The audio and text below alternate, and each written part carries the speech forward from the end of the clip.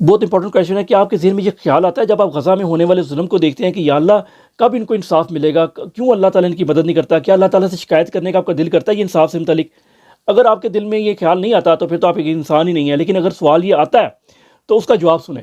یہ دنیا اصل میں انصاف کے اصول پر نہیں قائم کی گئی، یہ امتحان کے اصول پر قائم کی گئی۔ انصاف کے اصول کے اوپر آنے والی دنیا قائم ہوگی۔ تو اللہ تعالیٰ نے یہ بات واضح کر دی ہے کہ میں نے اس کو انصاف کے اصول پر قائم نہیں کیا، اس میں ظلم ہوگا۔ اور امتحان یہ ہے کہ آپ اس ظلم کے خلاف کھڑے ہوئے، یہ ہمارے انصاف کا امتحان ہے اس دنیا کے اندر کہ ہم نے ان کے ساتھ انصاف کیا، مظلوم کے ساتھ کھڑے ہوئے، ظالم کے خلاف کھڑے ہوئے، بات کی نہیں کی، یہ ہمارا امتحان ہے۔ اور اس کے مطابق ہم تمام مسلمان اس امتحان میں 100% فیل ہو چکے ہیں۔